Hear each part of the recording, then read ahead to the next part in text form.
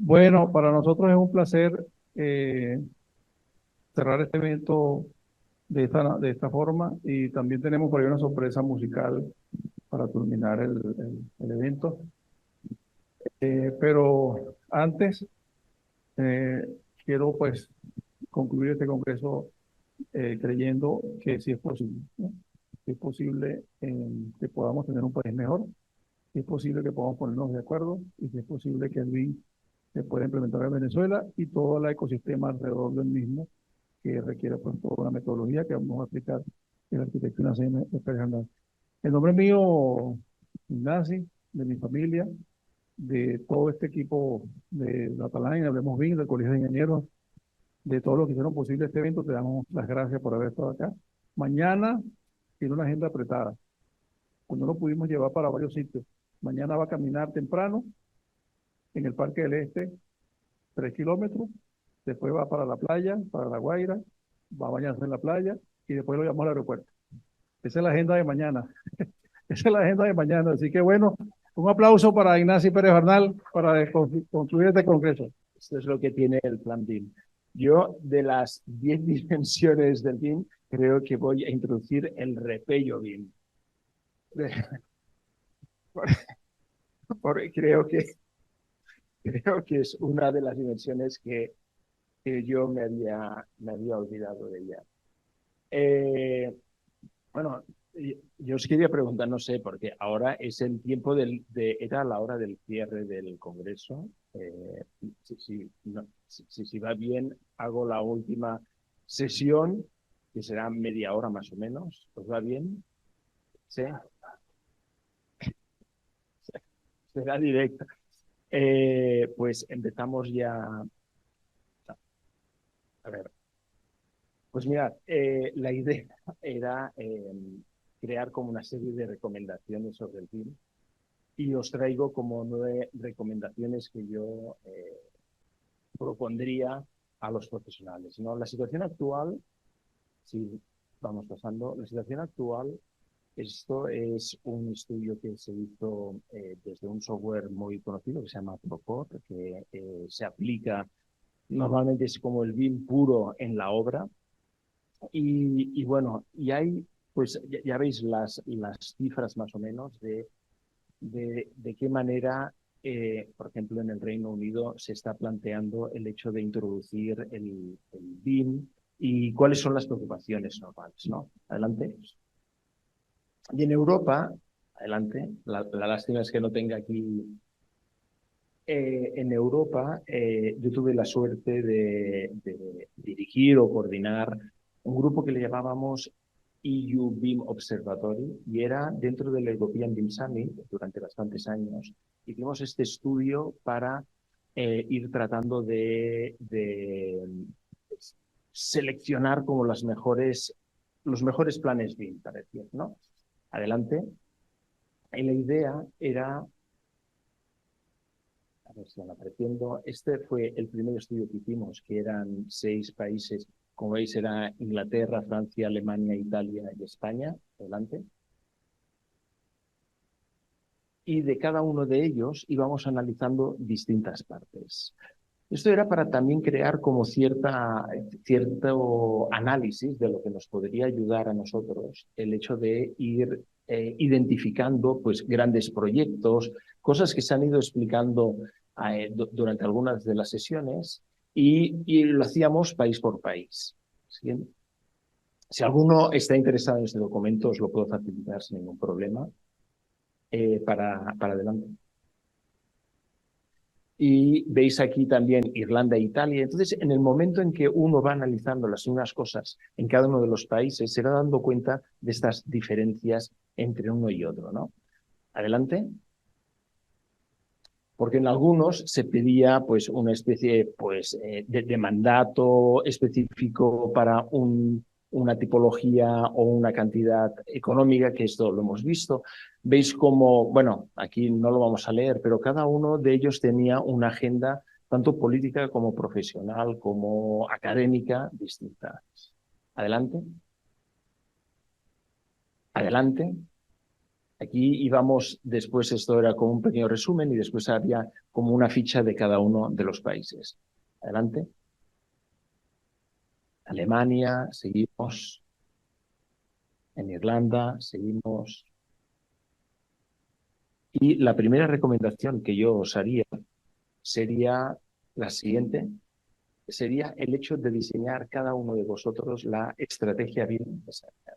En realidad, cada vez que hacemos una implantación BIM en una empresa, en una administración pública, en una constructora, la idea es que cada una de ellas ha de tener un objetivo distinto. Y esta idea de definir o de identificar cuál es el objetivo de cada uno de nosotros, cuando nosotros hablo como empresas, como estudios, como buffets, como ingenierías, como municipalidades, incluso como países, la idea es pensar en esto, ¿no?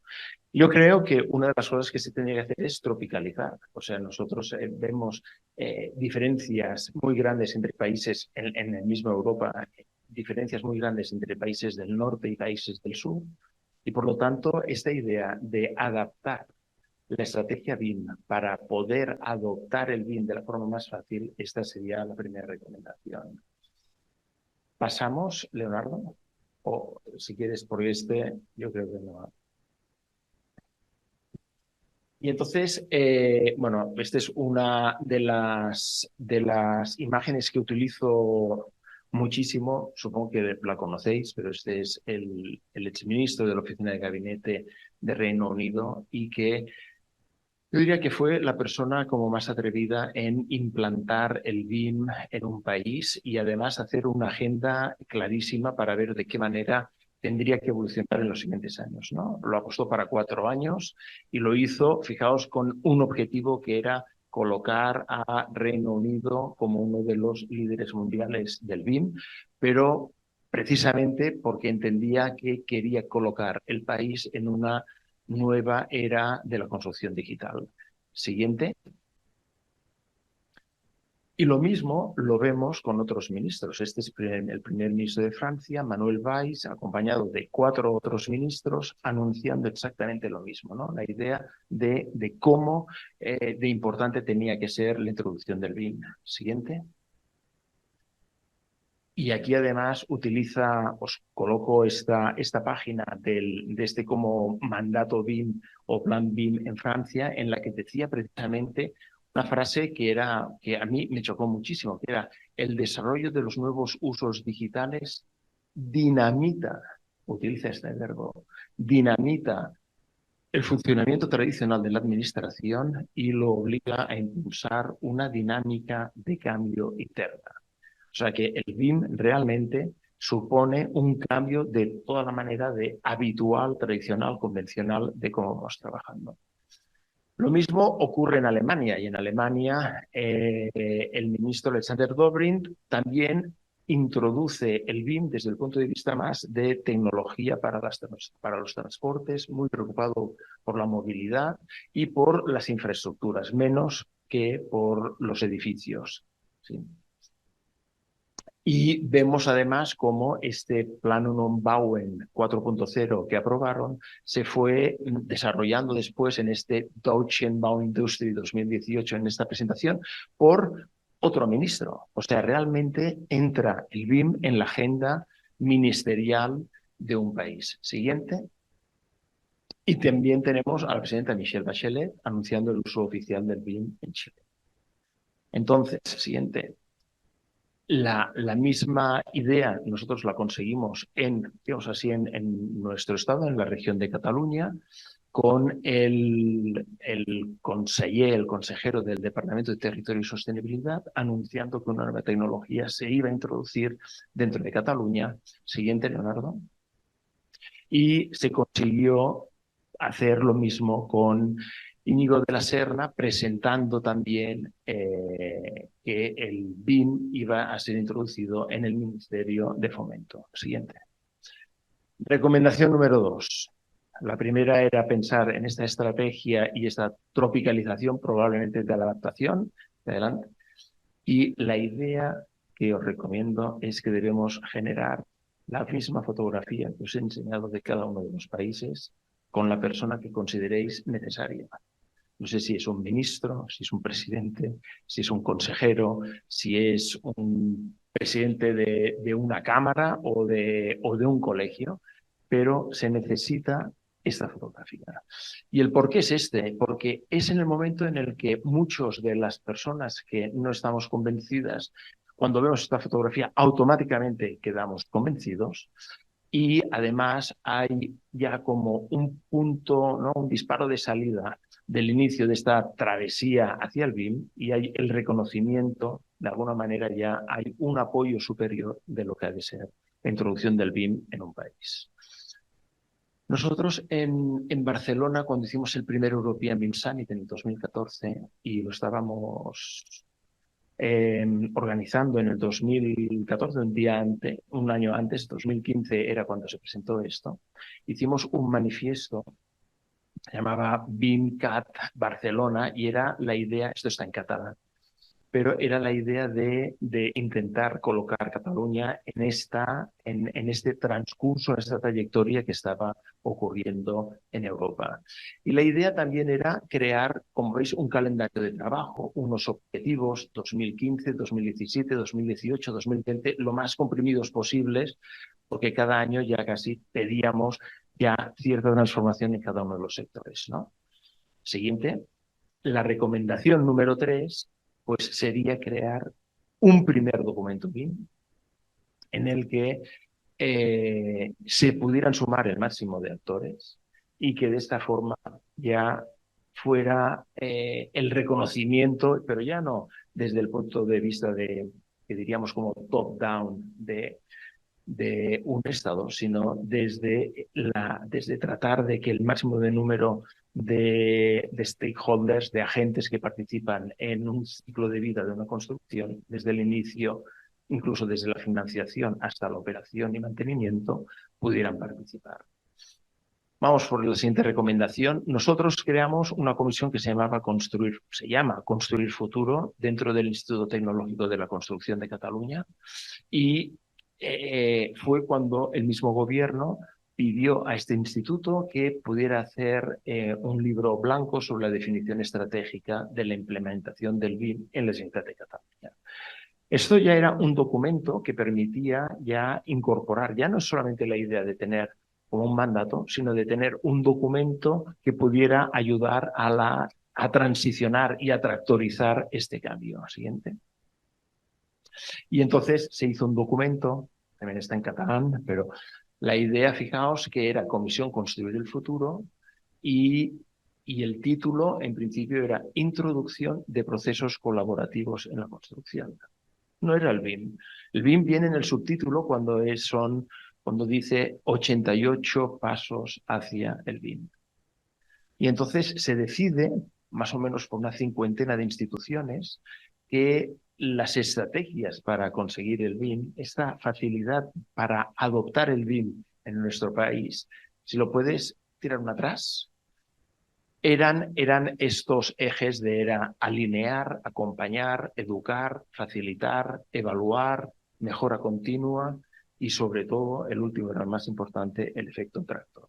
El hecho de que cuando se empieza ya en esta aventura ya no ha de haber nadie que lo pare, ¿no?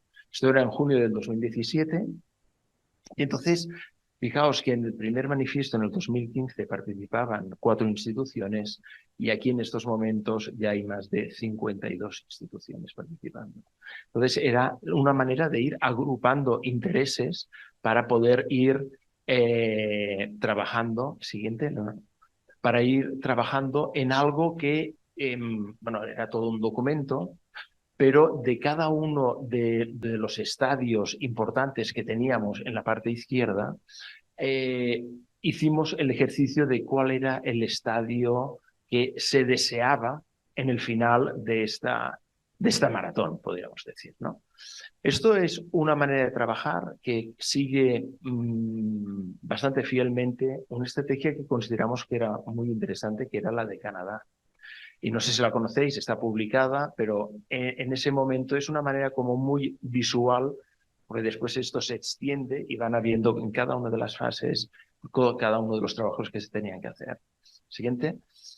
Incluso hicimos algunos, bueno, se trabajó para hacer un acuerdo del gobierno, siguiente, hasta que incluso podéis ver que habían distintas representaciones de distintas empresas públicas, incluso la última que veis que dice Instituto Cartográfico y Geológico de Cataluña, en la que se obligaba por un artículo último que llegó en este acuerdo de gobierno, el hecho de que cuando se terminara un modelo BIM de una obra pública, se tenía que depositar una copia de este modelo en el Instituto Cartográfico para tener ya como la idea esta de poder casi como bimetizar todo el territorio de Cataluña. Sí.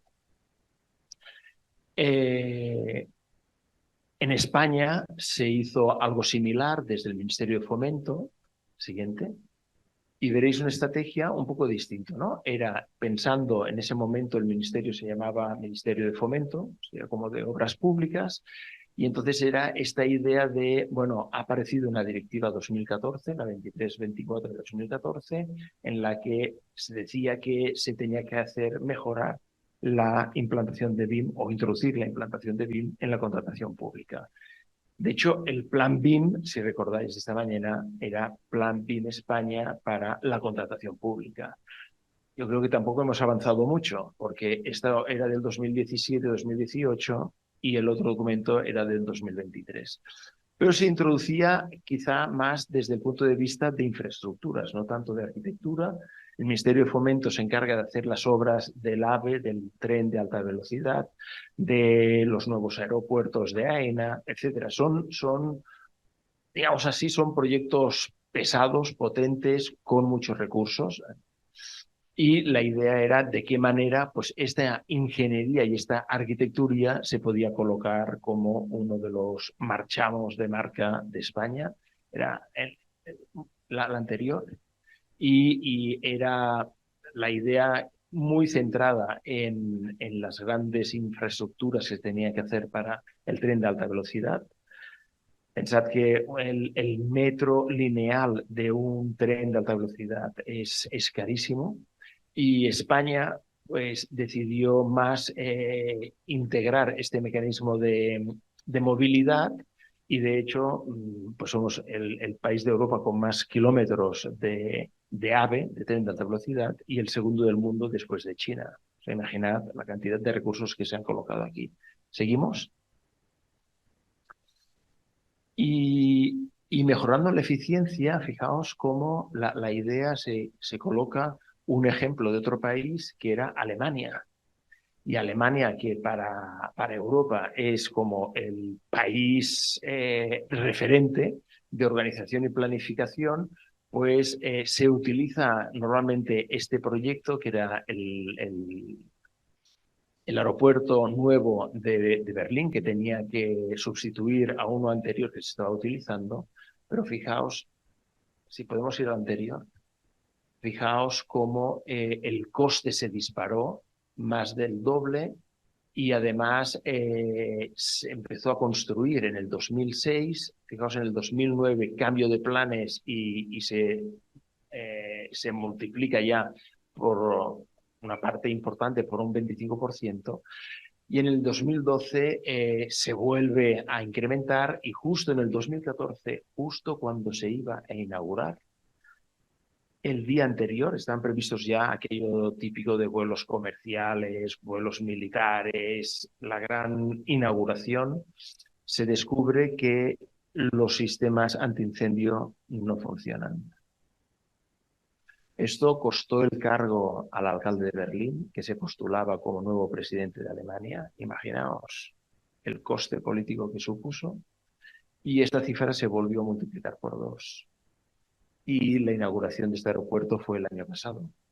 O sea, ha tardado unos casi 20 años en poder ser inaugurado, ¿no?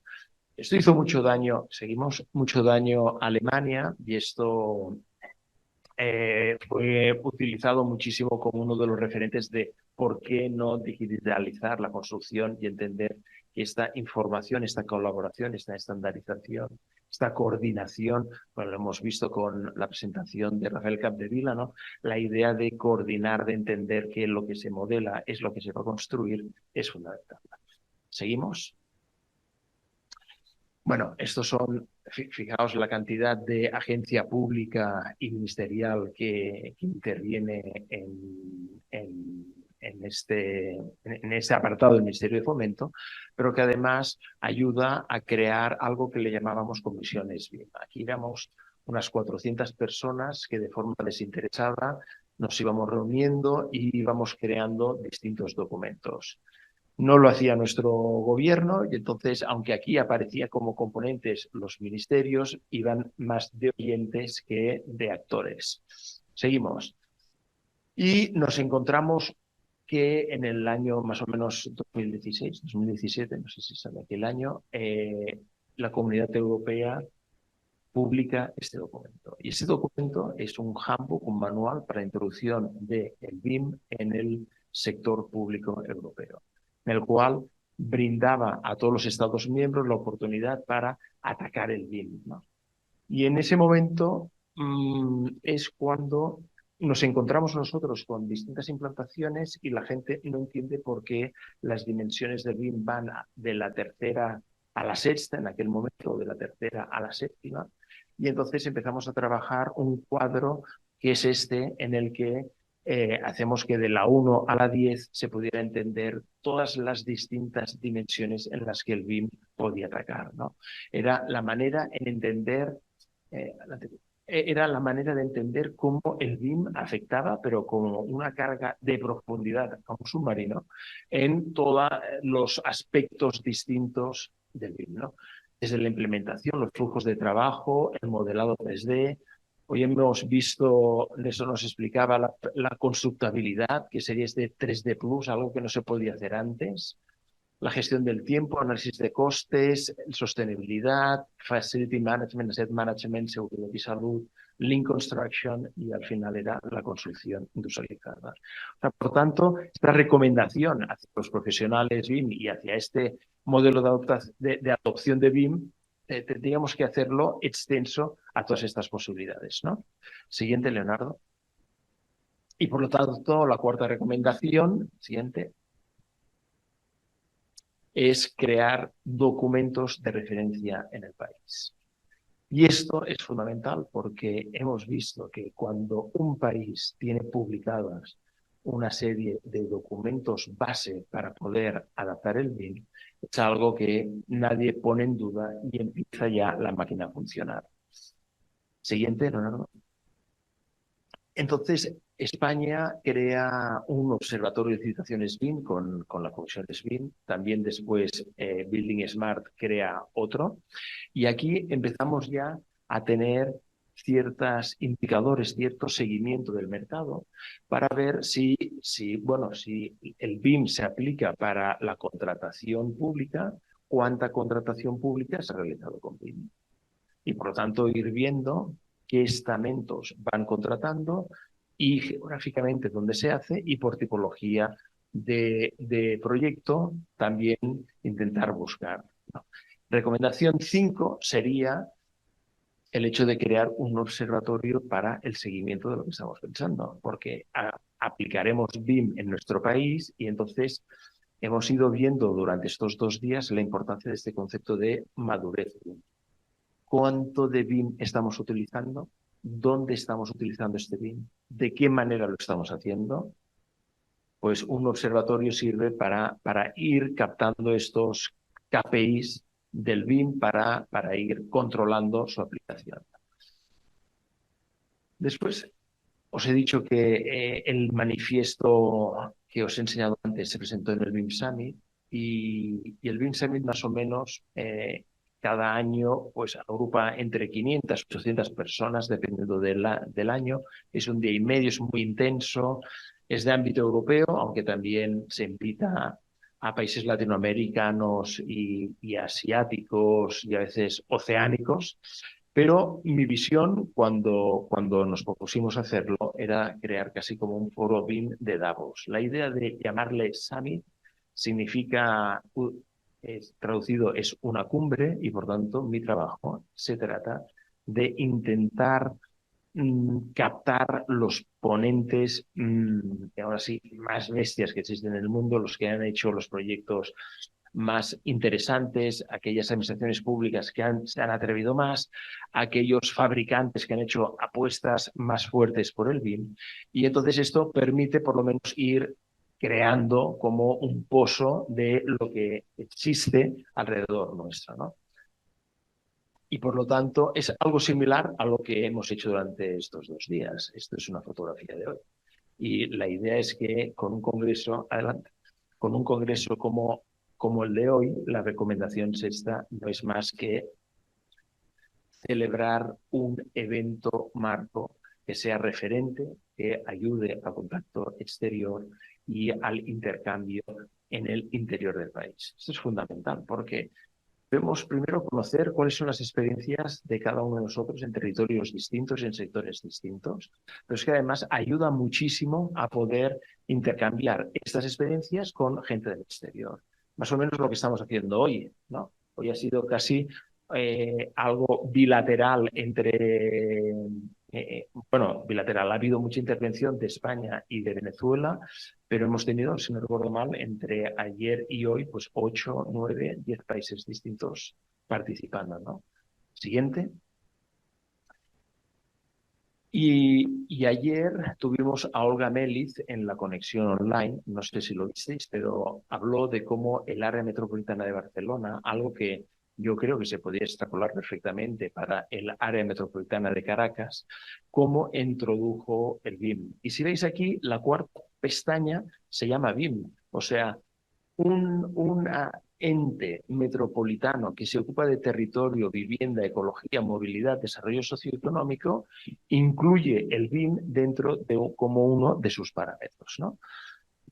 Eso me habéis de perdonar porque está en catalán, pero yo creo que se entiende es el hecho de herramientas BIM o herramientas del proyecto BIM del área metropolitana de Barcelona y que se inició en el 2015 cuando se decidió implantar el BIM y en el 2016 ya se formaron, más o menos se formaron unos 140 arquitectos, ingenieros, topógrafos, ingenieros de transportes, etcétera, para empezar a hacer algo así, ¿no? Transformar cada uno de los proyectos que hacía el área metropolitana de Barcelona al ámbito BIM y entonces ir teniendo aquí toda la información de la modelización de sus proyectos. Y la siguiente, Leonardo. Y algo que hace muy bien el área metropolitana de Barcelona, creo yo, es que la guía de requisitos, anexos para distintas tipologías de proyectos los va ofreciendo de forma pública. Por lo tanto, todo lo que se va generando se va abriendo a que cualquier técnico o cualquier otra administración lo pueda utilizar. ¿Siguiente? Y entonces hay unos recursos, ayer nos enseñaron el IFC del territorio de Barcelona, de esta área, que se podía descargar gratuitamente, pero es que además veis aquí revisión de modelos, exportación IFC de Revit, herramientas de Revit, el cajetín para los planos, absolutamente todo está en formato abierto, casi sería un Open BIM abierto al público, ¿no? Siguiente. Estos son una muestra de la guía de requisitos para que veáis más o menos cómo van tratando cada uno de los documentos. Siguiente. Documentos para ver las especificaciones de los modelos, como el LOD, el Level of Development o Level of Detail y el Level of Information de cada una de las fases. Es algo que se va incorporando tanto en arquitectura como en obra civil. Siguiente. Anexos, o sea, todo esto se ofrece a aquella gente que en la contratación pública de sus proyectos le van ofreciendo a los técnicos para que vayan siguiendo estos parámetros. Siguiente. Más herramientas. Esto es una parte muy interesante porque le llaman el showroom. Showroom es Además, esto está abierto y también lo podéis mirar y descargar. Pero si un arquitecto o un ingeniero utiliza este tipo de mobiliario urbano, este tipo de soluciones en fachadas, edificaciones, etcétera, sería como un listado de todos los materiales que ya el área metropolitana de Barcelona ha aprobado. Por lo tanto, si tú utilizas esto, el proyecto ya queda como automáticamente aprobado. Y aquí veis esta colección, hay distintas colecciones de distintos materiales. Siguiente. Incluso, bueno, hay toda una parte urbana y toda una parte de edificación, conductos, accesorios de conductos, terminales de aire. Está ya como todas aquellas soluciones que funcionan para la área metropolitana de Barcelona, ya se ponen a disposición. Siguiente.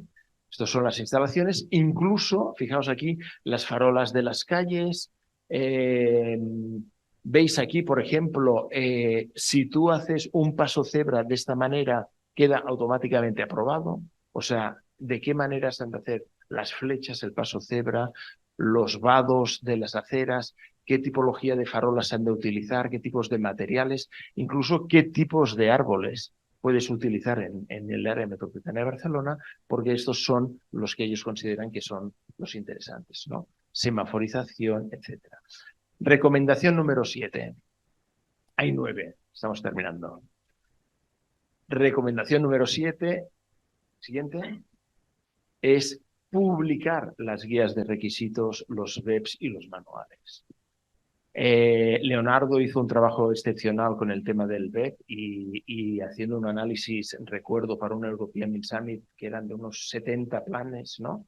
70 BEPS a nivel mundial, que hizo un poco como de observatorio el hecho de mirar lo que se ha producido en el exterior y entonces, de alguna manera, adaptarlo a nuestra realidad, a nuestra cultura de trabajo, ¿no? Y los manuales. La octava coincide con la octava dimensión del BIM, que sería la seguridad y salud. Yo, como arquitecto, no estudié ni una asignatura ni una hora que fuera dedicada a los temas de seguridad y salud. Y esto me llamó mucho la atención cuando, cuando uno descubre que el Instituto Nacional de Estadística nos dice que esta persona o un compañero suyo morirá uno de ellos cada 2 días en España. Y claro, cuando lo lees, dices, ostras, esto alguien lo tendría que arreglar, ¿no? Y además hay más o menos unos 334 accidentes en la construcción cada día en España. Y los accidentes en la construcción son accidentes bastante duros. Entonces, la idea es por qué el BIM no se aplica a esta tipología de simulación, ¿no? Esto es una empresa que junto con una universidad en Australia empezaron a digitalizar. Bueno, que una vez uno tiene un modelo digital de una obra, de un proyecto, pues ya podías experimentar con técnicas de videojuego con los accidentes que iban a tener los operarios allí, ¿no? Siguiente. Problemas de quemaduras, por soldaduras, etcétera. Y entonces la idea es que, digamos así, Paco, el de la izquierda, que está en España, pudiéramos transformarlo en Patrick, ¿no? Que parece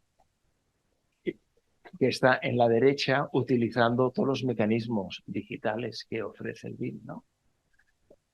Entonces, la recomendación número 8, siguiente, es cambiar la forma de trabajar de forma real. Yo creo que vosotros tenéis, esto me parece que no os afecta tanto porque tenéis una legislación y unas reglamentaciones para el tema de la accidentalidad importantísima, por lo menos en el ámbito industrial, ¿no? En el ámbito de la construcción no lo sé, me gustaría también analizarlo, porque incluso hay países que estos accidentes no quedan ni reflejados, ¿no? No, es difícil llegar a obtener el número. Siguiente. Y vamos a la última. Y esto es, ayudamos a crear el modelo BIM del campo del Barça. No sé si os gusta el fútbol o no. Claro, siendo de Barcelona, pues mi equipo es el Barça. Y tuvimos la ocasión de trabajar equipos con los que colaboramos en este As Build del Estadio de Barcelona siguiente, para que esto quedara como material útil para aquellos que tenían que hacer la remodelación del Camp Nou, que ahora va por la planta de abajo. En estos momentos no tenemos estadio propio. Siguiente. Y la idea es que se convertirá en algo así, ¿no? Probablemente el mejor estadio de fútbol del mundo. Pero bueno, soy humilde. Y la recomendación, la última recomendación para hoy, y después de casi 20 horas o 22 horas que hemos estado entre ayer y hoy trabajando con BIM, es, siguiente Leonardo, es disfrutar del BIM. O sea que hemos de intentar, siguiente Leonardo, hemos de intentar que entendamos el BIM como algo que nos ha de ayudar en nuestro trabajo del día a día, en nuestro trabajo del sector. Y os he de agradecer muchísima